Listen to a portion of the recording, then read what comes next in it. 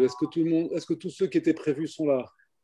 Écoute, nous sommes, voilà, je vois que les participants continuent de se connecter, mais comme il est déjà 18h03, je vais vous proposer, mesdames, Tu as drôlement messieurs. bien fait de m'envoyer ce SMS parce que j'étais en plein dans des corrections de fichiers de la BD que je suis en train de réaliser et j'avais laissé passer l'heure, tu vois, donc tu as bien fait de me rappeler à l'ordre.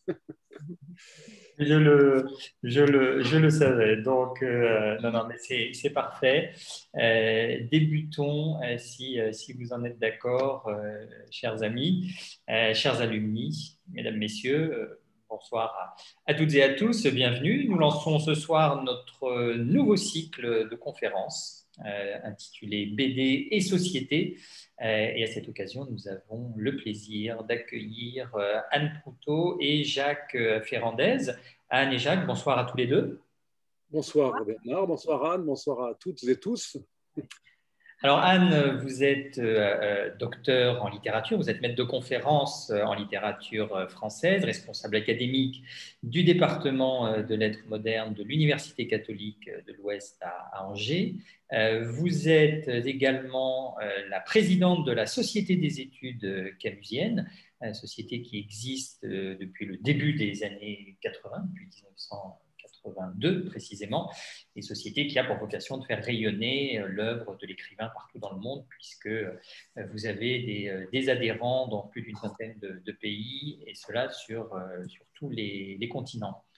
Jacques Ferrandez, vous êtes auteur de bande dessinée, illustrateur. Vous avez notamment réalisé la célèbre série des Carnets d'Orient en 10 volumes, mais aussi nombre de carnets d'illustrations sur vos voyages, sur la musique, Miles Davis notamment, la musique, votre autre passion après le dessin, puisque vous êtes également contrebassiste de jazz et nous apercevons votre instrument Voilà la silhouette de la derrière vous d'ailleurs. Vous avez adapté, entre autres, des ouvrages d'Albert Camus, L'autre en 2009, L'étranger en 2013, ainsi que Le premier homme en 2017. Le premier homme, le voilà. Dont nous allons parler ce soir. Et je précise que vous êtes né à Alger, ce qui n'est pas totalement sans incidence sur le sujet que nous allons aborder ce soir. Alors, merci très chaleureusement à tous les deux d'avoir accepté notre invitation. Commençons tout de suite par l'œuvre dont nous allons parler, le premier homme, en contextualisant cette œuvre et peut-être en partageant avec nos auditeurs, les alumni de Sciences Po et vos amis ici présents, les spécificités de cette œuvre. Et pour cela, Anne, je vous passe tout de suite la parole. Merci Bernard, et puis bonsoir à tous et merci pour cette invitation.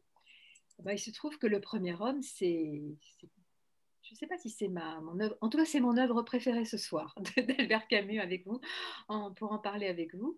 Donc c'est la dernière œuvre d'Albert Camus qui a une histoire, enfin on pourrait dire une genèse un peu romanesque, puisque, hélas, quand Camus est mort le 4 janvier 1960, bon, il était jeune, il n'avait que 46 ans, on a trouvé dans sa sacoche les 144 premières pages de ce qui allait devenir le premier homme.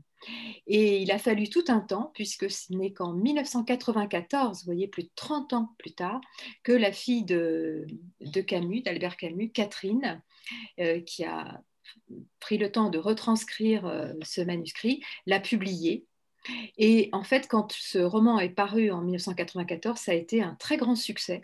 Succès critique parce que je pense que pour toute la communauté de chercheurs, de ceux qui connaissaient bien l'œuvre de Camus, ça permettait de revisiter l'œuvre à l'aune de cette dernière œuvre donc posthume et qui n'était pas encore connue.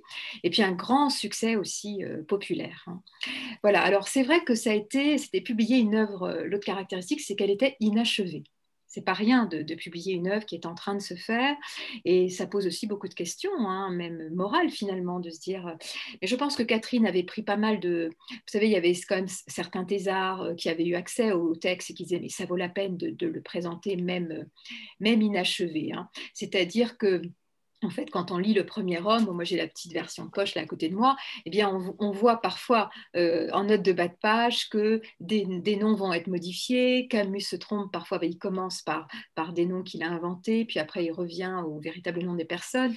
Et puis surtout, dans une deuxième partie, vous avez tout ce qu'on appelle les annexes. Donc on voit les fragments, des notes. Donc on voit, en même temps c'est quand même passionnant, on voit vraiment une œuvre en train de se faire, en train de se fabriquer. Et Jean Daniel, vous savez, qui était un grand journaliste qui aimait beaucoup Camus, disait que c'était vraiment une œuvre, enfin une ébauche certes, mais prodigieuse.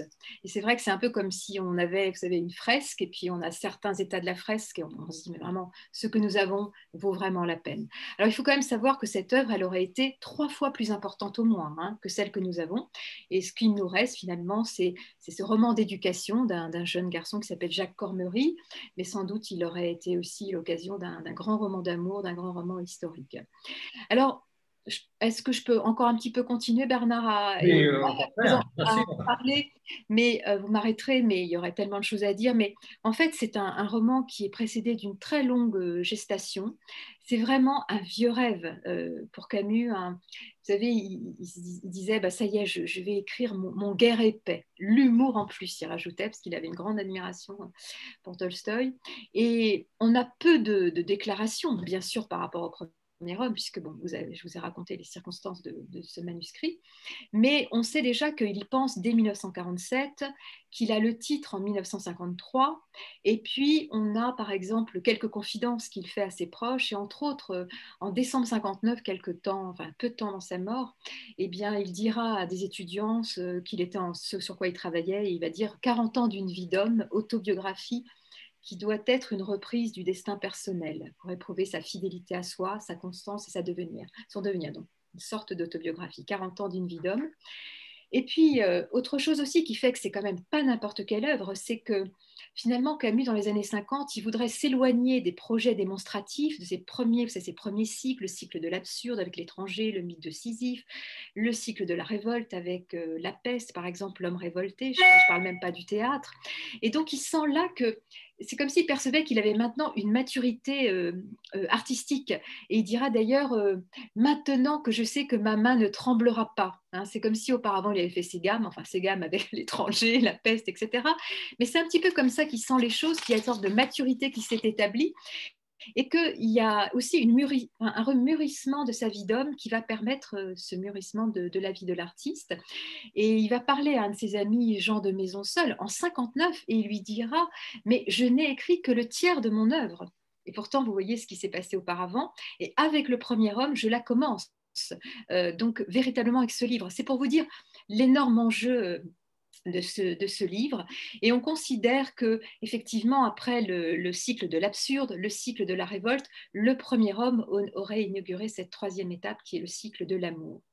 Et puis enfin, donc si je rentre un petit peu, là je voulais dire un peu tout ce que ça revêt aux yeux de Camus, et c'est pour ça que c'est très important qu'il ait été publié, malgré tout, malgré son inachèvement. Et autrement, si on veut rentrer un tout petit peu dans l'ouvrage, eh bien, Camus disait justement cycle de l'amour, en parlant du premier homme, en somme, je vais parler de ce que j'aimais. Donc, ce sur quoi il veut revenir, c'est sur cette enfance algérienne. Alors, on parle d'un texte d'inspiration autobiographique. Ce serait faux de dire que c'est un texte autobiographique, puisqu'il choisit quand même le recours au roman, et il choisit un personnage qui s'appelle Jacques Cormery. Il va en parler à la troisième personne. Évidemment, pour ceux qui connaissent l'enfance algérienne, tout concorde, hein, je veux dire, les dates, les lieux, sa famille, etc. Mais il a choisi de parler de lui-même sous couvert romanesque, on va dire, et je pense que l'état d'inachèvement permet aussi d'être au plus près peut-être de ce que peut être la réécriture. Vous voyez, la pudeur camusienne aurait peut-être empêché de faire apparaître. Et c'est vraiment, et je terminerai par ça, un roman finalement qui nous fait accéder à cette double expérience contradictoire du monde qui est celle de Camus dans son enfance, c'est-à-dire à la fois la pauvreté, une très grande misère. Il est né dans un milieu très simple. Donc, c'est le premier homme, un grand roman de la pauvreté, pauvreté matérielle, pauvreté culturelle. Mais c'est aussi, et conjointement, vraiment en même temps, le roman de cette chaleur de l'enfance, bien sûr, de sa ville dont on va parler avec Jacques, Alger, où les bains de mer, le ciel et le soleil sont à tous. Donc c'est ce tissage entre cette expérience de pauvreté et cette expérience d'émerveillement du monde dont il rend compte dans le premier homme. Alors, merci beaucoup pour ce cadrage et cette contextualisation de l'œuvre, chère Anne. Jacques Ferrandez, le travail d'adaptation, qui est un travail singulier, pourquoi avoir choisi cette œuvre inachevée de surcroît? Quelle est la part de motivation personnelle qu'il y a dans cette démarche et comment finalement, quand on adapte une œuvre, eh bien, comment est-ce qu'on introduit sa propre subjectivité tout en restant loyal vis-à-vis de l'œuvre. Alors tout d'abord, pourquoi ce choix? En fait, ce choix fait suite à déjà un travail que j'ai mené sur l'œuvre de Camus avec l'hôte d'abord, puis l'étranger. Mais avant l'hôte, il faut bien comprendre que ça faisait déjà plus de 25 ans que je travaillais sur cette histoire commune entre la France et l'Algérie avec toute ma série des Carnets d'Orient que j'ai inaugurée en 1987. Et j'étais à l'époque, disons, jeune auteur de bande dessinée. J'avais à peu près 10 ans de métier derrière moi avec des productions assez diverses. Quand j'ai décidé de m'intéresser à ce qu'était cette histoire dont je suis le produit, puisque moi je suis né donc à Alger, d'une famille de ce qu'on pourrait appeler pieds noirs, des deux côtés, côté maternel, côté paternel. Et tout au long de mon travail sur les Carnets d'Orient, qui reprenait toute cette histoire dans la chronologie depuis 1830, c'est-à-dire début de la conquête, jusqu'à 1962, c'est-à-dire le jour de l'indépendance de l'Algérie, donc 132 ans d'histoire que j'ai mené donc sur plusieurs années. J'avais toujours, et particulièrement dans la deuxième partie, au moment où j'ai traité la guerre d'Algérie, j'avais toujours Camus en tête parce que son attitude, son déchirement durant la guerre d'Algérie a été d'une certaine façon central pour lui, notamment dans l'écriture de ce premier homme. Disons que l'étranger, il l'avait écrit en 1942. La nouvelle L'hôte que j'ai adaptée en premier, datée début des années 50, en fait, elle a été publiée en 57, avec déjà peut-être la guerre d'Algérie en filigrane.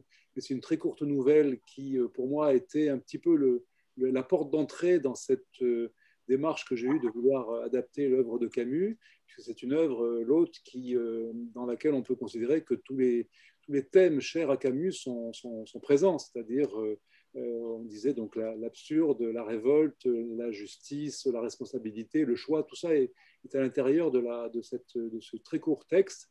Et ce texte, ça fait longtemps que je le portais, et j'ai, disons, d'une certaine façon attendu d'avoir terminé mon propre travail sur ce sujet-là, c'est-à-dire les 10 albums des Carnets d'Orient, avec une série de coïncidences heureuses qui font que j'ai pu rencontrer Catherine Camus quelque temps plus tôt, au moment de... Ça faisait longtemps que je voulais mettre cette histoire en bande dessinée. Les éditions Gallimard me disaient que c'était difficile, que les ayants droit se refusaient en fait à autoriser les adaptations en images. Et j'ai rencontré Catherine Camus, je crois que c'était en 2008, et je lui ai parlé du projet. J'étais en train de terminer le dernier tome de mes carnets. Il se trouve qu'elle avait lu toute cette série de bandes dessinées, qu'elle aime beaucoup la bande dessinée, et connaissant mon travail, elle m'a fait confiance. Donc, tout de suite, dès que j'ai terminé mon cycle des Carnets d'Orient, j'ai attaqué tout de suite l'hôte. Et c'est à partir de l'hôte que les éditions Gallimard m'ont dit, comme tout s'est bien passé, aussi bien du point de vue, disons, de l'accueil public, de l'accueil critique, c'est à ce moment-là les éditions Gallimard qui m'ont dit, bon, alors qu'est-ce qu'on fait maintenant? Est-ce qu'on reprend d'autres œuvres de Camus pour pouvoir continuer à développer cette collection, cette série. Et là, moi, je pensais au premier homme. Mais Catherine était un peu hostile à cette idée parce qu'elle considérait que c'était très personnel, que c'était une œuvre donc relativement biographique. Et moi, elle m'avait dit, mais tu comprends, dans le premier homme, c'est mon père, c'est ma grand-mère, donc ça me ferait tout drôle de les voir mis en image comme ça, de les voir dessinés. Donc on est parti sur l'étranger, ça c'était en 2013, et j'avais quand même toujours cette idée en tête de mettre un jour ou l'autre en scène le premier homme, ce qui a été rendu possible parce que finalement j'ai dit à Catherine Camus, après avoir fait l'étranger, je dis écoute, c'est pas l'histoire d'Albert Camus, c'est l'histoire de Jacques Cormery, donc on peut prendre quelques libertés par rapport à la biographie réelle d'Albert Camus, et on va raconter l'histoire de Jacques Cormery avec ce qui est dans le roman, et aussi peut-être avec ce qui n'y est pas, puisqu'il y avait tout le travail, disons, d'adaptation sur une œuvre inachevée. Donc Anne parlait des notes de bas de page, des annexes, des compléments qu'on trouve de façon un peu plus développée dans l'édition de la bibliothèque de la Pléiade, et où là j'ai trouvé carrément des petites choses qui pouvaient être parfois des bribes de phrases, des noms de personnages, des éléments qui auraient pu être des véritables séquences dans le roman qui a été donc inachevé. Et c'est à partir de là que j'ai, disons, un peu reconstitué de façon, on va dire, un peu empirique et assez personnelle, peut-être boucher les trous et essayer de trouver, de prolonger les notes que Camus avait laissées pour donner peut-être non pas une cohérence, mais une structure un peu plus achevée, disons, sur ma proposition d'adaptation. Donc une œuvre qui vous a demandé un travail d'adaptation plus fort que pour les précédentes que vous aviez pu faire de Camus. Oui, parce qu'autant les deux précédents, L'Hôte et L'étranger, j'étais extrêmement, presque littéral par rapport à l'œuvre originale.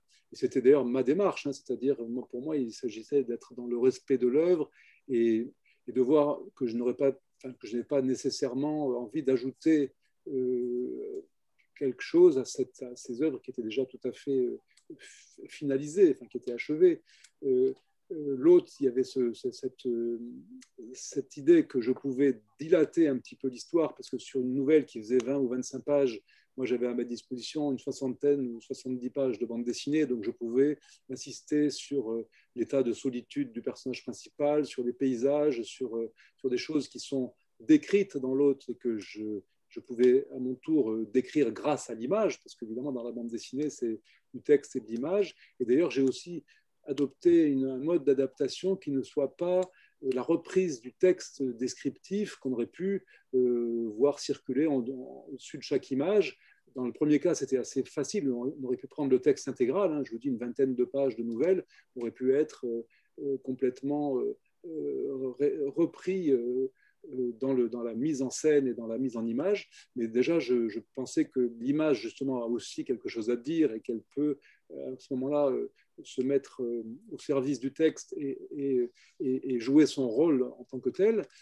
Pour l'étranger, là, j'étais obligé un petit peu de condenser parce qu'il y a des scènes que j'étais obligé de ramasser un petit peu, mais j'ai gardé vraiment la structure du roman qui est très particulière. Dans l'étranger, il y a deux parties très égales avec le meurtre sur la plage exactement au milieu.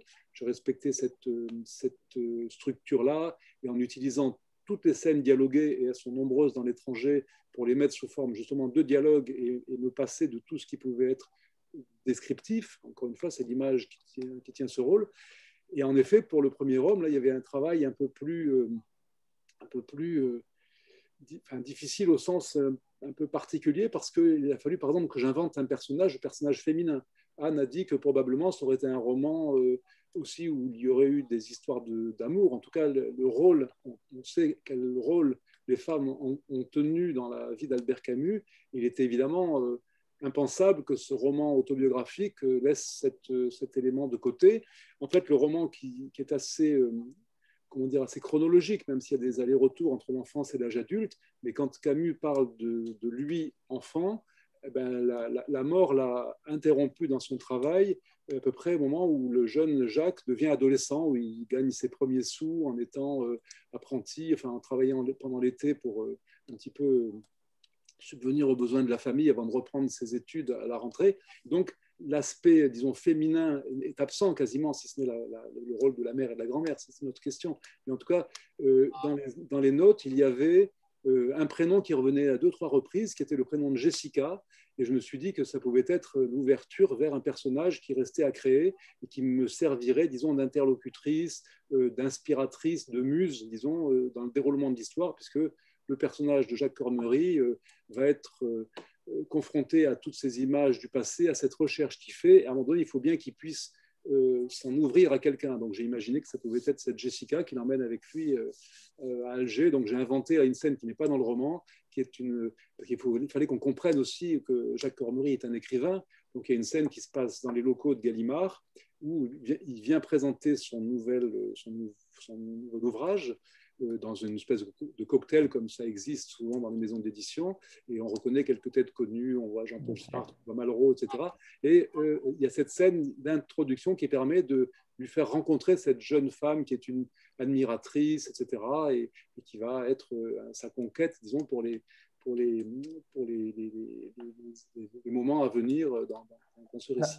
Alors, on va en effet y revenir dans un instant, parce que pour les besoins de cette conférence, on a réfléchi ensemble à dégager un certain nombre de grands thèmes qui traversent l'œuvre et votre adaptation. Un des premiers grands thèmes qui se dégage, c'est évidemment le père, tellement présent, tellement absent. Le rôle du père, Anne, dans le premier homme, le rôle du père. Oui, c'est vrai, c'est tout à fait ça, Bernard, à la fois absent et à la fois présent, en ce sens que donc Camus naît en 1913 en Algérie et son père meurt à la bataille de la Marne en 1914, donc c'est un orphelin et c'est vrai qu'il sait très peu de choses. On va en parler de son père. Enfin, il y a vraiment une quête du père. D'ailleurs, la première partie du premier homme s'appelle comme ça, Recherche du père. Et en fait, une des premières scènes que d'ailleurs Jacques a dû dessiner, c'est une scène capitale puisque donc le personnage, Jacques Cormery, a 40 ans, mais ça correspond à ce qui s'est passé dans la vie d'Albert Camus, et se rend pour la première fois sur la tombe de son père à Saint-Brieuc. Donc c'est évidemment un moment, c'est un épisode totalement fondateur, parce qu'il le dit très bien, Camus, dans un très beau passage. Il est devant la tombe de son père qui est mort à l'âge de 29 ans, alors que lui en a 40, et il dit, il est complètement bouleversé par justement ces temps qui sont bouleversés, et il parle de son père comme d'un père cadet, quelque chose qui est contre nature, et c'est un moment où finalement il a l'impression que le temps se disloque, et il est très ému. Il y a des belles images, des métaphores fluviales, flots de tendresse et de pitié pour lui, pour ce soldat et pour tous ceux qui ont laissé leur peau là. Et puis, il dit à un moment, en fait, voilà, il dit en fait, il parle du père cadet, et surtout ce que je voulais dire, et ça on le sait grâce aux annexes, donc c'est pour ça que c'est un roman intéressant, il dit en fait finalement, le livre, j'avais repris cette citation, donc ça c'est dans les annexes du premier homme, quand près de la tombe de son père, il sent le temps se disloquer, ce nouvel ordre du temps est celui du livre.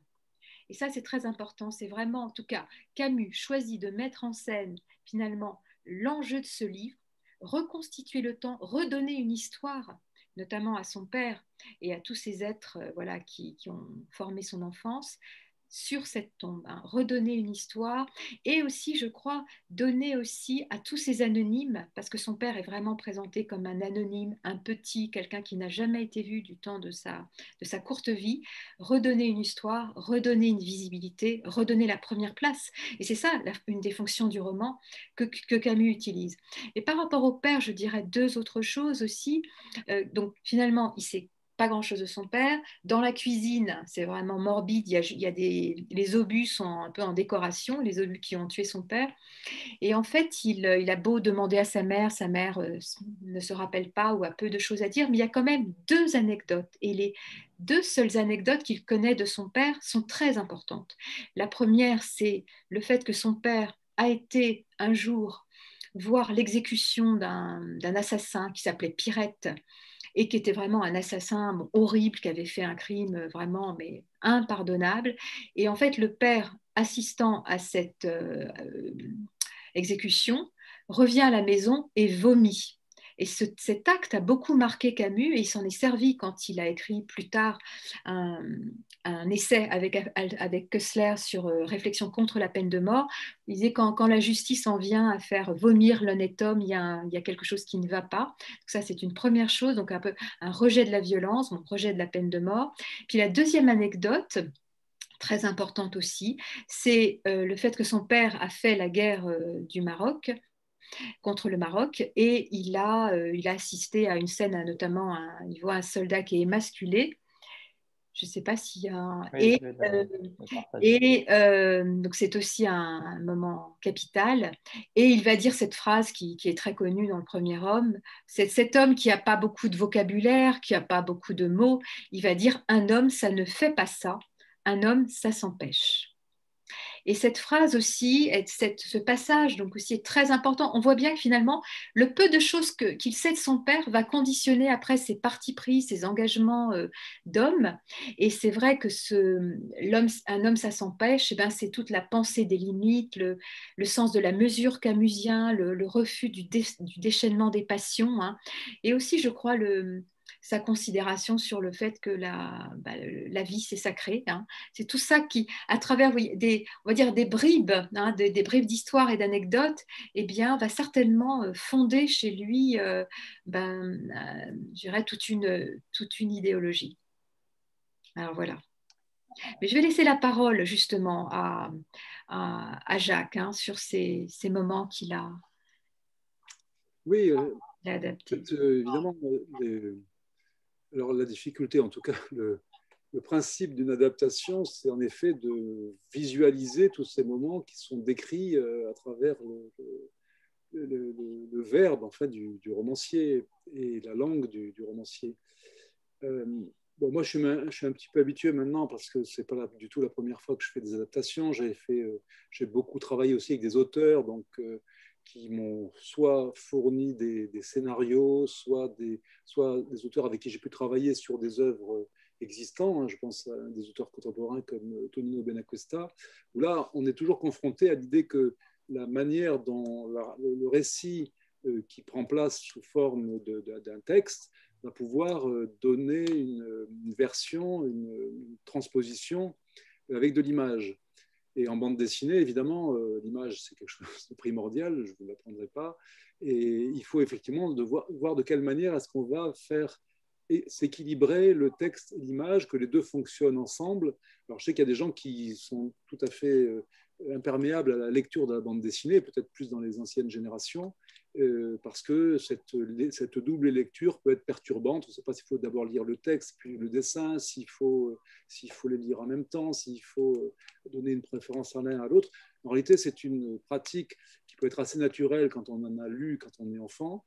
Et donc, pour moi, c'est ma pratique, disons, favorite, puisque c'est mon moyen d'expression. Donc, j'ai une certaine, en tout cas, habitude de ce mode d'expression. Et le fait, justement, de pouvoir de mettre en scène simultanément du texte et de l'image. Alors, pour ce genre de scène, il était important, évidemment, la description qui est faite dans le texte de Camus sur cet épisode de la guerre du Maroc, je crois que c'est en 1905, le père est simplement conscrit, puisqu'il va mourir en 1914 pendant la Première Guerre mondiale, où là, il est mobilisé avec l'ordre de mobilisation générale, mais en 1905, il fait son service militaire, tout simplement. Et son service militaire, il le fait donc dans cette contrée du Maroc qui était en cours de, comme on disait à l'époque, de pacification. Et donc, il y a des coups de main, il y a des embuscades, ce qui est d'ailleurs une manière aussi pour Camus peut-être d'annoncer ce que sera aussi la guerre d'Algérie, parce que la manière dont rituellement sont massacrés les hommes de troupe, enfin les soldats français, tels que c'est décrit dans cet épisode-là, c'est exactement le même rituel assez tragique, enfin, qui a été utilisé ensuite pendant la guerre d'Algérie, dans les embuscades où étaient attendus les soldats français. Donc c'est émasculation, dont la description est assez précise, disons, dans le texte. Et savoir, quand on met ça en image, qu'est-ce qu'on va montrer, qu'est-ce qu'on va ne pas montrer. Donc moi, je sais que le cocktail texte-image permet de ne pas être nécessairement redondant. Je crois que là, puisqu'on a la page sous les yeux, de la première case de la page de droite en haut à gauche, le texte dit « C'est alors qu'on a vu le corps aux jambes écartées, le pantalon de zouave fendu et au milieu de la fente, cette flaque marécageuse. » Et dans la case précédente, le personnage qui raconte, qui a été témoin de cette scène-là, puisqu'il était camarade, disons, de combat, on peut dire, en tout cas, il a fait son service militaire en même temps que le père, il dit, mais c'était tout simple, il avait été égorgé, et dans sa bouche, cette boursouflure livide était son sexe entier. Alors, vous voyez, ça, si on met ça à l'image, c'est absolument atroce, donc il n'y a pas lieu, si vous voulez, de faire une espèce de redondance entre ce que dit le texte, qui est déjà suffisant comme ça, et donc j'ai montré, comme on le voit donc sur la première case de la page de droite, simplement les pieds du soldat qui a été massacré, et on voit qu'il y a du sang, et on voit surtout au regard des témoins que c'est sûrement pas beau à voir, quoi. Mais si vous voulez, il y a toujours une espèce de pudeur. Moi, je sais que j'aime pas trop les effets justement qui peuvent entraîner une certaine complaisance avec la violence. Je me suis là contenté de garder le texte littéral du roman dans cette séquence-là et de l'accompagner avec des images qui permettent de se rendre compte des sensations qu'éprouvent à ce moment-là les personnages, et du coup cet esprit de révolte du père qui dit non, un homme ça ne fait pas ça, un homme ça s'empêche. D'ailleurs, je le signale, mais c'est quelque chose qui m'est aussi venu au moment où je dessinais.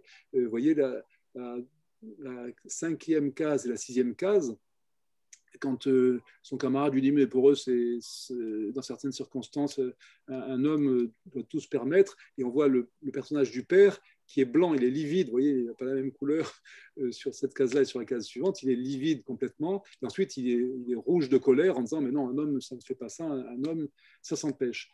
Donc vous voyez des petits ajouts visuels qui permettent de rentrer davantage dans peut-être les sensations qu'éprouvent à cet instant précis les personnages. D'une certaine façon, je reste assez littéral. Ça permet aussi de montrer, à travers le paysage, on voit dans la grande image en bas de la page de gauche, qu'on est dans un paysage d'Oued au Maroc, avec peut-être une gorge, avec peut-être un point d'observation sur lequel se trouvait la sentinelle qui a été massacrée. J'ajoute, si vous voulez, peut-être des éléments qui étaient contenus dans la description et qui, là, sont montrés, si vous voulez, de façon très directe, y compris, là aussi, l'aspect, si vous voulez, des uniformes. Alors, je ne sais pas s'il les décrit précisément, Camus, dans cette séquence-là, mais l'uniforme du zouave, c'était quelque chose d'assez particulier. Donc, comme ils étaient dans un bataillon de zouaves, ça me permet aussi d'utiliser ma nombreuse documentation que j'ai pu utiliser à d'autres occasions pour mettre là aussi en scène, si vous voulez, cette séquence. Alors, il y a une deuxième grande figure, un deuxième grand rôle, évidemment, qui est celui de la mère. Cette mère à moitié sourde, cette mère analphabète, cette mère très souvent silencieuse. On va y revenir dans un instant avec Jacques, comment est-ce qu'on traduit le silence. Mais la figure de cette mère dans l'œuvre, Anne? C'est vraiment toute une histoire, hein. On peut dire que le silence de la mère aura fait couler beaucoup d'encre, en fait, de la part des critiques. C'est sûr que déjà la mère, c'est celle à qui est dédié le livre, hein, à toi qui ne pourras jamais lire ce livre. Donc c'est déjà d'emblée une sorte d'aporie, quoi, voilà. Et ce silence de la mère, donc ce personnage de la mère, on se rend compte assez vite que finalement c'est bien la recherche du père qui semble animer Camus quand il démarre le premier homme, mais assez vite on voit bien que plus profond, derrière cette figure du père, il y a cette figure centrale de la mère qui a beaucoup marqué Camus.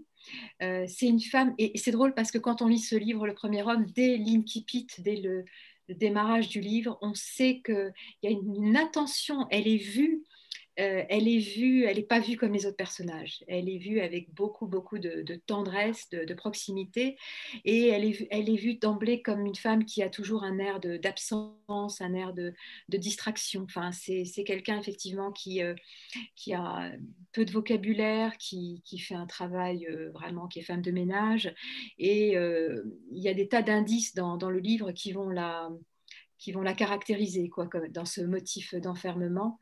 Alors, par exemple, Vous voyez cette image de la noria, enfin, qui est utilisée dans les annexes, où sa mère qui l'âne aveugle qui patiemment pendant des années tourne autour de la noria. Ça montre bien cette femme qui a vraiment une vue courte, une absence d'horizon, enfin, malheureusement qui est réduite par sa vie, quoi, et par son peu de possibilités à peu. Elle est souvent vue, par exemple, près d'une fenêtre, ou le soir, quand elle est fatiguée après son travail de femme de ménage, elle a juste la force de s'asseoir ou de rester à regarder les rainures du parquet ou de regarder ce qui se passe dans la rue. Et puis, on parle d'elle aussi comme une femme enfermée dans ce que Camus nomme l'île de la pauvreté. Hein. C'est vraiment l'île, ça les enferme. Hein. Et donc tous les procédés du roman finalement enferment cette femme dans ce silence, dans ce mutisme, mais qui n'empêche pas de voir la tendresse de cette femme pour ses enfants et notamment pour Jacques Cormery. Et il y a par exemple une scène assez importante où lui revient de la bibliothèque parce que lui, il va à l'école, il sait lire et puis il aime les livres et elle approche sa main de femme de ménage sur le livre et on sent bien que c'est comme si c'était deux univers et que l'univers de son fils, l'univers des livres, lui reste étranger, quoi. Alors, à la fois, et je terminerai par ça, donc c'est vraiment ce silence, ce silence, on l'entend dans le premier homme, et en même temps, donc à la fois ça meurtrit le personnage de Jacques Cormery, et à la fois c'est un silence pour lui qui est mystérieux, mais qui est aussi éloquent. Et en fait, on peut dire que dans toute son œuvre, jusqu'au moment où il reçoit le prix Nobel de littérature en 57, il parlera du silence Camus, ou encore dans une très belle préface, la préface à l'envers et l'endroit, qui date de 1958, vous voyez, on est quelques années avant sa mort, Camus parle de ce silence finalement qui, c'est peut-être dans le silence de la mer, s'origine aussi pour lui l'entrée en écriture, non pas pour parler à la place de sa mère, mais pour faire retentir ce silence. Et derrière sa mère, c'est aussi le silence de tous les humiliés, quoi, de tous ceux qui, là aussi, hein, comme le père, n'ont pas été vus et étaient des anonymes. Hein. Donc ça, c'est effectivement un sujet compliqué que Jacques a dû, alors là, traduire en images. Alors comment t'as fait, Jacques? Oui, alors ce personnage de la mère qui ne communique presque pas, c'est-à-dire que son isolement, il est aussi dû à sa surdité. Elle est quasiment sourde, elle est presque muette. Donc évidemment, la communication est très très difficile entre le fils et sa mère. Donc ça passe beaucoup par des regards, ça passe par des interrogations que le fils pose à sa mère quand il essaye de retrouver justement l'histoire et l'existence du père à travers peut-être le témoignage de sa mère. Sa mère n'est même pas capable de lui dire beaucoup de choses sur son père. Les éléments dont Jacques dispose viennent d'autres personnages. On avait tout à l'heure la scène Un homme, ça s'empêche. C'est un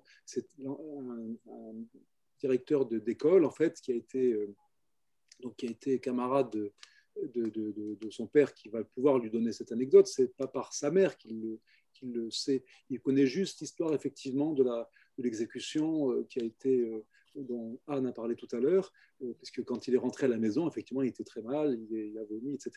Mais Jacques essaye de lui tirer un peu les vers du nez, mais il y a très peu de choses. On voit dans cette double page l'éclat d'obus dont parlait Anne tout à l'heure. Il y a une petite boîte en fer, comme une boîte de biscuits, dans laquelle il y a le livret militaire, la lettre qui a signalé à la famille le décès du père sur le front. Il y a une photo où le père est en zouave. Et puis, il y a cet éclat d'obus qui est quand même assez étrange d'avoir ramené avec disons, au milieu de ces souvenirs-là, l'éclat d'obus qui a causé la mort du père sur le front de la bataille de la Marne. Donc, il y a très, très peu de choses. Et les échanges entre le fils et sa mère se limitent à des choses extrêmement... j'allais dire presque sans intérêt, quoi. C'est-à-dire qu'il y a l'amour immense du fils pour sa mère, mais qui passe évidemment par une communication, j'allais dire, non verbale, et pour essayer de rendre, parce que vous voyez, au cinéma, on aurait la capacité de traduire tout ça avec le son, avec peut-être la musique, avec vous voyez, des artifices propres à ce mode d'expression. En bande dessinée, je suis évidemment un peu plus limité à ce niveau-là, mais on peut utiliser le graphisme à l'intérieur des bulles, c'est-à-dire le lettrage, Et là, j'ai simplement, mais c'est assez peu, disons, c'est assez peu sensible, mais tout de même, c'est que quand la mère parle, pour signifier le fait qu'elle a des difficultés à parler, il y a un peu plus d'espace entre les lettres et entre les mots par rapport à la manière dont s'expriment les autres personnages. Peut-être aussi des points de suspension presque entre chaque mot, qui figurent comme ça, comment dire, une espèce de bande son qui serait différente pour chacun des personnages. Donc c'est une manière que j'ai trouvé d'essayer d'exprimer cette difficulté qu'a la mère de s'exprimer. Et évidemment, ça se passe aussi au niveau simplement de ce qu'elle dit, c'est-à-dire elle ne dit pas grand-chose en fait. Elle dit pas grand-chose et Jacques est obligé de mener quasiment une enquête pratiquement sans avoir le secours, disons, du témoignage de sa mère pour en savoir un petit peu plus sur sa propre histoire et sur l'histoire des siens. En fait, ça c'est aussi un des axes de lecture intéressants du premier homme, c'est que vraiment, Camus l'écrit d'ailleurs, il dit « Ils étaient et sont plus grands que moi ». On voit bien que le narrateur, c'est quelqu'un qui depuis a quitté ce milieu, bon, on le sait, puisque c'est le reflet de sa propre histoire, enfin, sous couvert romanesque, mais de ce qu'il est devenu, qui reçoit le prix Nobel de littérature. Quand il le reçoit, il dit à un journaliste « Personne autour de moi ne savait lire, mesurez bien cela ». Et donc c'est ça, le roman est vraiment comme un texte, comme une entreprise de réparation, on pourrait dire, de réparation, et de montrer justement qu'ils sont grands. Et c'est ça aussi la possibilité du roman, c'est une vie d'homme ou de femme, bon, elle est ce qu'elle est, et on en voit ce qu'on en voit, mais le roman permet justement de faire entendre, de faire entendre la dignité de ces personnes, il en parle beaucoup, la noblesse des siens, le fait qu'ils n'avaient pas beaucoup d'argent, mais ils n'enviaient rien, etc. Donc ça, c'est très important, enfin, il y a comme une entreprise de sauvetage, vous voyez, sauvetage des êtres de l'oubli que permet le texte littéraire. Il y a une troisième. Oui, pardon, Jacques. Oui, puis juste pour conclure, c'est vraiment aussi, c'était l'ambition de Camus à travers ce roman, c'est de donner la parole aux muets. Sa mère était quasiment muette, son oncle aussi, son oncle Ernest ou Étienne, selon la version, est lui-même quasiment muet aussi. Donc, c'est d'une certaine façon, c'est arriver à restituer leur histoire en leur rendant la parole, une parole qu'ils n'ont jamais pu exprimer dans leur vie. Oui, et alors justement, il y a une troisième personne qui, elle non plus, ne sait pas lire, mais qui pour le coup parle, et avec un ton comminatoire, et une personne qu'on entend beaucoup, qui est très présente et très autoritaire, qui est la grand-mère. Bien sûr. Vas-y Anne, je te laisse. Sur la grand-mère, écoute, justement, tu vas peut-être Bernard va passer cette belle scène parce que je trouve que là, ça montre bien combien Jacques, quand il adapte, il est à la fois il est loyal par rapport au texte et en même temps, il a des trouvailles. Parce que bon, le contexte, et après tu vas parler de ce que tu as. C'est une scène drôle, il n'y en a pas tant que ça dans le premier homme, où la grand-mère qui est mais très autoritaire, mais vraiment c'est elle qui tient la maison, on le voit et la mère d'ailleurs courbe l'échine par rapport à cette grand-mère très autoritaire. Et il emmène cette grand-mère au cinéma qui ne sait pas lire, donc effectivement ça donne lieu à une scène drôle puisqu'elle n'ose pas dire qu'elle ne sait pas lire, donc elle dit qu'elle a oublié ses lunettes et le petit doit lui raconter toutes ces paroles, voilà. Mais Jacques a fait pas mal de recherches pour mettre en scène ce moment. Oui, parce que évidemment, quand dans son texte, Albert Camus parle du cinéma où il se rendait quand il était jeune, avec vraiment un aspect un peu court des miracles, avec tous les enfants du quartier, les vendeurs ambulants, etc., dans ce cinéma, avec l'espèce d'appariteur qui a un gourdin, mais une espèce de canne en bambou pour taper sur la tête de ceux qui sont trop dissipés dans la salle de cinéma. Donc ça, il racontait avec pas mal de gourmandise. Et on voit ce gamin, évidemment, c'est un peu la récréation d'aller au cinéma. Alors, évidemment, c'est du cinéma muet à l'époque. Là, on se situe vers 1920-1925, puisque le personnage de Jacques Cormery a sensiblement l'âge qu'avait Camus. Camus est né en 1913, donc vous voyez, le gamin a 10 ans, donc on est là, on est avant le cinéma parlant. Et donc, c'est des films d'aventure, c'est des films Zorro, c'est des films, en l'occurrence, j'ai essayé de retrouver des images des films de Zorro, je crois que c'était avec Douglas Fairbanks, à cette époque-là, et en essayant de retrouver, parce qu'il fallait que je puisse mettre ça à l'image et que ça soit, disons, réel. Donc, j'ai retrouvé un peu des extraits sur Internet. Aujourd'hui, c'est assez facile. Des extraits d'un de ces films, qui devaient être des films évidemment en noir et blanc à l'époque, et en reprenant comme ça des images du film et surtout les éléments de dialogue, puis en reprenant les cartons, vous savez, là où étaient des espèces de sous-titres. Et c'est là que, évidemment, la grand-mère, ne sachant pas lire, elle demande à son petit-fils de lui lire les cartons pour savoir de quoi il s'agit, de voir ce qui se passe, disons, entre les scènes filmées, et prétextant effectivement qu'elle a oublié ses lunettes. Et alors, d'ailleurs, il y a une espèce de petite incohérence, j'allais dire, parce que la salle est très bruyante, tout le monde commente le film. Dans ce cas-là, mon père, d'ailleurs, parce que j'ai oublié de préciser que moi, je suis né à Alger, dans ce quartier même. Hein, vous voyez, le cinéma, le Roxy, qui est à gauche, là, sur la page de gauche, c'est un cinéma dont la façade est toujours visible aujourd'hui à Alger, et c'est le cinéma dont me parlaient mon père et mes oncles. Vous voyez, c'est un cinéma qu'ils ont fréquenté à peu près au même âge qu'Albert Camus. Mon père avait 5 ans de moins qu'Albert Camus, mais c'est le quartier vraiment où mon père a vécu, c'est le quartier où mes grands-parents habitaient et avaient leur magasin de chaussures exactement en face de la... Vous voyez, si on se recule un petit peu, là, le point de vue de J'ai pris le Roxy, l'appartement le magasin de chaussures se trouverait sur notre gauche, sur le même trottoir, exactement en face de la maison où Albert Camus a habité avec sa mère, sa grand-mère et son oncle, sur le trottoir d'en face. Vous voyez, donc là, on est à 50 mètres, si vous voulez, du domicile. Donc ça, j'ai retrouvé, parce que je vais souvent à Alger, donc il y a des parties comme ça très documentaires que je fais, disons, dont je fais moi-même les recherches.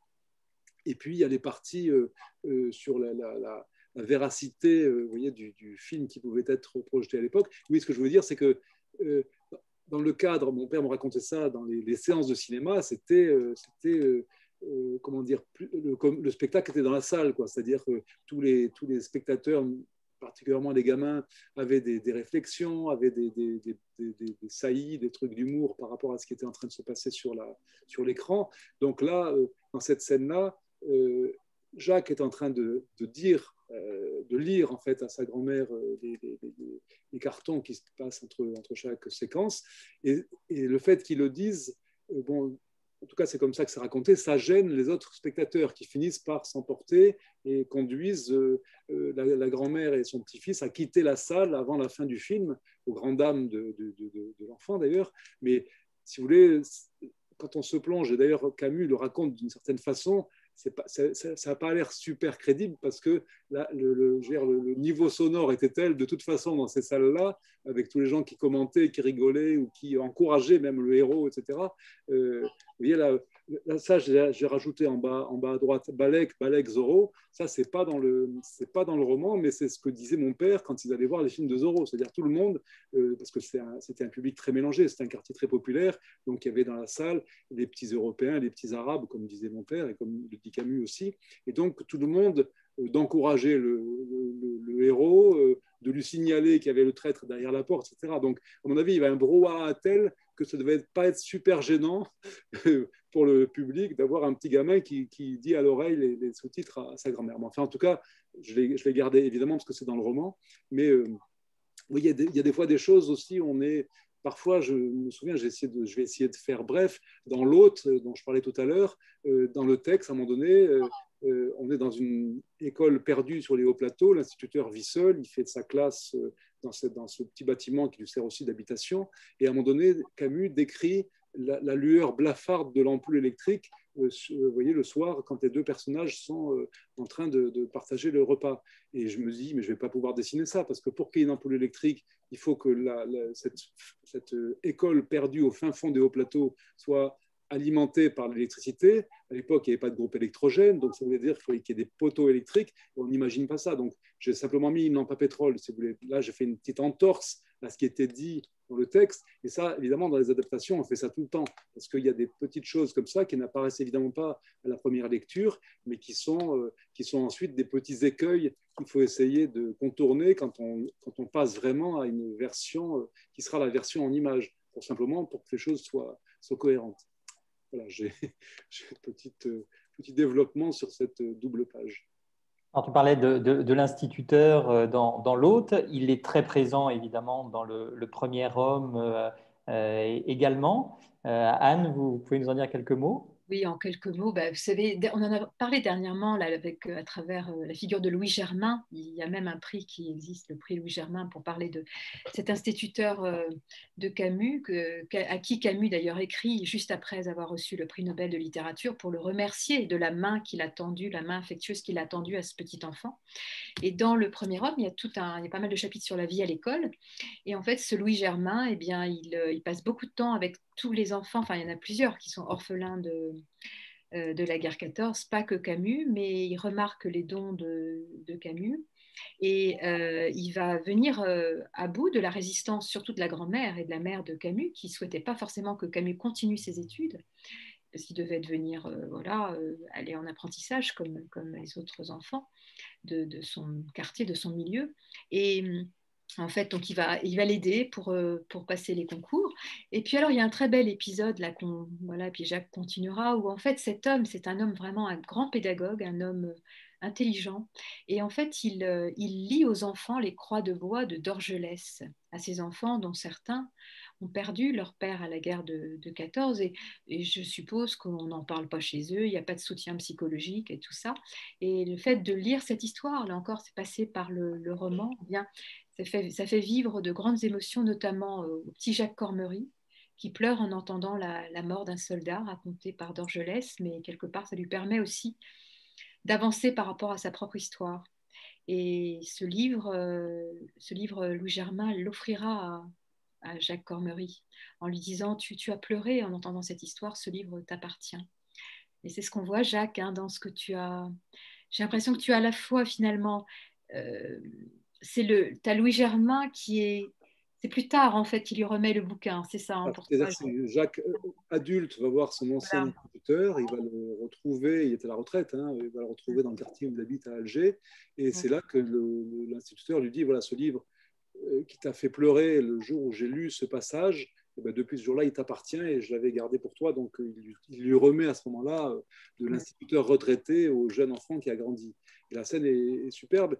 Et là aussi, petite difficulté, c'est-à-dire que dans le roman dans Le Premier Homme, le passage n'est pas cité. Tout ce qui est écrit, vous voyez, dans les deux cases qui sont en haut de la page de gauche et jusqu'à la case suivante, la case numéro 3, c'est la description qui est faite par Camus, mais il n'y avait pas le passage en question, le fameux passage qui fait pleurer le jeune garçon dans la salle de classe. Donc j'ai retrouvé le texte, les croix de bois, que j'ai relu pour savoir quel pouvait être ce passage qui est particulièrement émouvant pour le gamin. Donc le passage que j'ai mis avec notamment donné il fait état d'un soldat qui est en train de mourir et qui est en train de chanter une espèce de petite chansonnette comme une espèce de comptine. Et ce petit passage-là, donc, j'ai essayé de l'extraire du roman de Dorgelès pour qu'il vienne à point, si vous voulez, dans cette scène-là, avec même, vous voyez, cette scène de silence en bas à gauche, où là, il y a une espèce de silence qui se fait dans la salle. Et c'est là que l'instituteur se rend compte que le gamin qui est le plus touché évidemment par ce texte, c'est celui qui a perdu son père à la guerre. Donc dans la page suivante, évidemment, on voit 30 ans plus tard, quand l'enfant qui a grandi vient rendre visite à son instituteur, cette fameuse séquence où le livre l'attendait, était dans un tiroir. Et là, par exemple, vous voyez l'image qui est en haut à droite, Camus fait une description assez précise de l'endroit où habite l'instituteur. C'est les tournants Rovigo, pour ceux qui connaissent Alger, en tout cas l'Alger de cette époque-là. Et c'est un endroit que je connais bien parce que c'est un quartier qui a été construit à l'époque française sur l'ancien rempart de la Casbah. Donc, à droite de l'image, vous voyez, si on mettait les immeubles en transparence, on verrait les premières maisons de la Casbah. Et donc, j'ai retrouvé, si vous voulez, parce que c'est un endroit aussi que je fréquente quand je vais à Alger, j'avais un ami qui est maintenant décédé malheureusement, qui était un grand, grand connaisseur de la Casbah. Et on se donnait rendez-vous, vous voyez, dans l'espèce de petit square qui est au milieu là, des immeubles. Et quand Camus écrit Les Tournants Rovigo, je sais précisément où c'est. Donc, évidemment, l'idée pour moi, c'est aussi de restituer les lieux de la façon la plus fidèle possible. Et aussi parce que c'est très à la fois amusant et intéressant de confronter les descriptions avec des lieux que soi-même on connaît et qu'on a pu arpenter. Alors, cher Anne et cher Jacques, on pourrait vous écouter pendant des heures, mais ça va bientôt déjà faire 1 heure que nous sommes ensemble. Peut-être ce que je vous propose, si nos participants ont des questions, des remarques, je les invite à le faire via le chat, le fil de conversation. On prendra voilà, 1 ou 2, 3 questions au maximum pour essayer de respecter quand même l'horaire. Et peut-être, Jacques et Anne, de partager une dernière planche. Jacques en a parlé tout à l'heure, c'est le personnage de Jessica. Anne, vous voulez nous en dire un mot sur ce personnage qui finalement n'existe qu'à travers la plume de Jacques, mais vous pouvez nous en dire un mot. Je vais essayer de partager la planche. Je vais parler de Jacques parce que je me souviens très très bien les problèmes que ça lui a posés. Hein, tu te souviens, Jacques, j'étais venue à Nice et il était en pleine recherche de comment il allait faire pour justement que ce soit pas qu'il y ait un interlocuteur. Donc c'est vraiment lui qui a, parce que c'est sûr, hein, tu as vraiment été la dégoûtée, cette Jessica, parce qu'elle apparaît, elle apparaît un peu dans ses annexes, mais effectivement sous la forme d'un prénom qui est cité 3 fois sans autre précision. Et ton autre idée, il me semble, mais tu vas me dire, c'est que tu lui as donné l'apparence d'une des conquêtes de Camus, de Mie, c'est ça ou pas? Tu lui as donné physiquement? Physiquement, je savais que Camus, sa dernière conquête, était beaucoup plus jeune que lui, était franco-danoise. Donc, j'ai dit, bon, voilà, ça va être une petite blonde. Et en fait, dans ces cas-là, on cherche toujours comment est-ce qu'on va figurer le personnage. Donc, on regarde des photos. Et là, me suis inspiré, peut-être on la reconnaîtra un petit peu, de Grace Kelly, qui est une femme qui avait une beauté absolument lumineuse, si vous voulez, à l'époque où elle tournait dans les années 50, où elle était à Hollywood, quoi.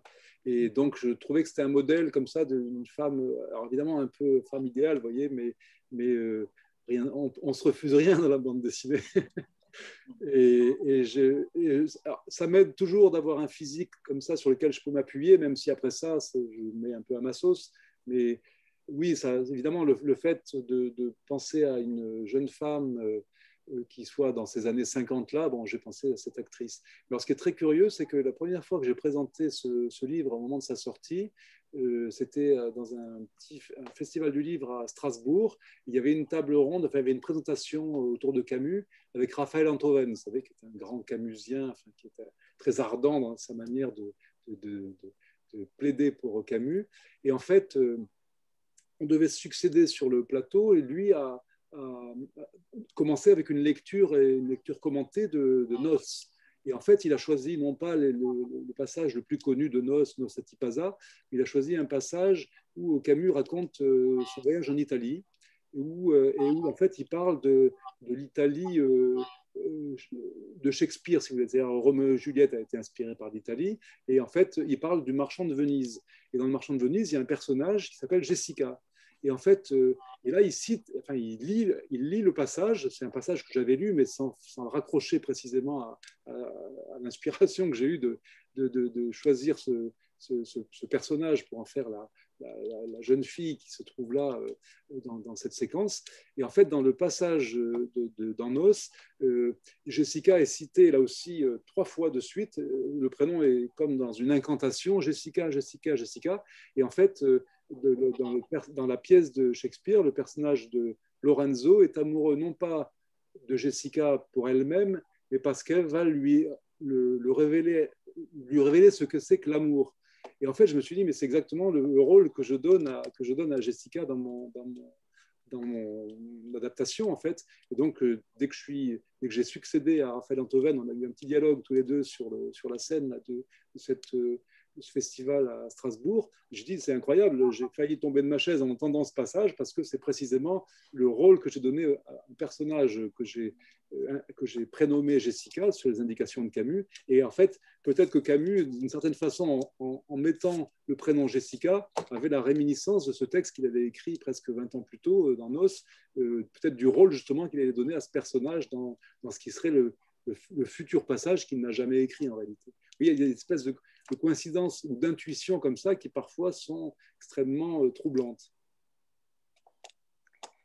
Merci beaucoup, Jacques. Peut-être une dernière question à tous les deux, en commençant par Jacques et puis on terminera par Anne. Comment est-ce que l'on achève l'adaptation d'une œuvre inachevée, Jacques? Bien, ça se passe beaucoup à l'instinct, en fait. Hein, ce que je disais tout à l'heure, les intuitions, les instincts, les circonstances particulières. Moi, vous savez, j'ai vécu pendant plus d'un an avec ce roman dans la mesure où c'est le temps qu'il m'a fallu pour faire cette adaptation, la réaliser, la dessiner. Donc, une espèce d'immersion au cœur de l'œuvre qui fait que parfois on essaye de trouver des solutions comme celle que je viens de décrire avec le personnage de Jessica. Mais à un moment donné, quand on arrive sur la fin, disons, de ce roman qui est inachevé, on se dit, OK, il est inachevé, mais ça pourrait être la fin du livre. De toute façon, la manière dont cette espèce de passage assez lyrique où Camus refait la traversée, cette Méditerranée, hein, qui sépare évidemment sa vie à Paris dans le milieu littéraire et la vie qu'il a eue quand il était enfant et la vie qui est toujours celle de sa mère. Hein. L'épisode qu'on voit avec sa maman, là, ça se passe dans l'appartement que sa mère n'a jamais cessé d'habiter jusqu'à sa mort. C'est-à-dire que Camus il aurait voulu la loger mieux, etc., dans un quartier un peu plus résidentiel. Sa mère refusait, elle était très bien dans ce quartier-là. Et je crois que la mère de Camus lui a survécu 9 mois. Je crois qu'elle est morte en septembre 1960, soit 9 mois après la mort d'Albert Camus. Ce qui fait que, par parenthèse, la fameuse phrase l'incipit de l'étranger, aujourd'hui maman est morte, c'est une phrase que Camus n'a jamais eu à prononcer, puisque sa mère lui a survécu. Mais c'est pour dire que la manière dont se termine le roman pourrait tout à fait être une fin parfaitement acceptable, si vous voulez. Donc je l'ai laissé tel quel et j'ai remis les derniers mots du roman textuellement pour garder à la fois cette fidélité au roman et peut-être aussi parce que c'est la promesse aussi de ce qui aurait pu être si Camus avait pu l'achever lui-même. Donc là-dessus, je n'ai pas pris du tout de risque, j'ai laissé vraiment tel quel. Anne, en tant que présidente de la Société d'études camusiennes, est-ce que c'est une fin tout à fait acceptable? Moi, ce que je dirais, c'est finalement, qu'est-ce qu'on peut faire par rapport à cette œuvre inachevée? Je dirais, c'est la prendre au sérieux. La prendre au sérieux, bien qu'inachevée, parce que je vous ai dit en démarrant ce moment que Camus lui accordait beaucoup d'importance. Hein, vous savez, on a coutume de penser que la préface, enfin, cette préface manquante au premier homme, hein, et pour cause, eh bien, elle se trouve peut-être dans cette préface de L'Envers et l'Endroit. J'aimerais bien, tous ceux qui sont là aujourd'hui, si vous ne connaissez pas, je vous encourage à aller lire cette préface de L'Envers et l'Endroit, qui est une préface, une forme de préface testamentaire qui est publiée en 1958. Et Camus dit en 1958, en fait, si je ne parviens pas à réécrire sa première œuvre qui s'appelle L'Envers et l'Endroit, qui est aussi d'inspiration autobiographique, si je ne parviens pas à la réécrire de manière, je dirais, aboutie au niveau esthétique, je ne serais parvenu à rien. Eh bien, prendre au sérieux cette œuvre, même inachevée, la considérer, l'étudier, moi je l'étudie avec mes étudiants, faire des colloques sur le premier homme, eh bien c'est dire, permettre aussi que Camus ait bouclé quelque part une forme de, oui, c'est une sorte d'itinéraire intellectuel, d'itinéraire artistique. Si je ne parviens pas à réécrire L'Envers et l'Endroit, je ne serais parvenu à rien. Eh bien, il est parvenu à écrire cette œuvre et la prendre au sérieux, l'adapter comme a fait Jacques. Pour moi, c'est vraiment c'est ce que nous avons à faire en tant que chercheurs, en tant que critiques et en tant qu'artistes. Voilà.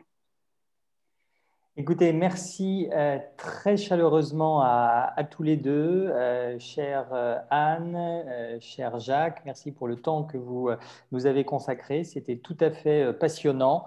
Je rappelle, chers amis, Le Premier Homme, l'adaptation par Jacques Ferrandez du roman inachevé de Camus. Nous vous souhaitons à tous les deux une très bonne continuation. meilleurs vœux de succès dans la poursuite de vos activités respectives et néanmoins très convergentes. J'espère que nous aurons le plaisir de vous accueillir l'un et l'autre en présentiel, physiquement, au terme de cette crise sanitaire. Vous retrouvez à Paris. Oui, on l'espère tous. Voilà, et d'ici là, en tout cas, nous vous souhaitons tout le meilleur pour les semaines et les mois à venir. Et chers alumni, chers auditeurs, nous vous retrouvons le mois prochain pour la deuxième conférence de ce cycle BD et société autour de la bande dessinée Largo Winch pour une plongée dans le monde de la mondialisation économique contemporaine. Bonne soirée à toutes et à tous. Anne, Jacques, à très bientôt. Et merci pour tous vos commentaires que je viens de lire. Merci à tous pour votre présence. Ouais, merci. Bravo à tous les deux et à très bientôt. Bientôt, merci.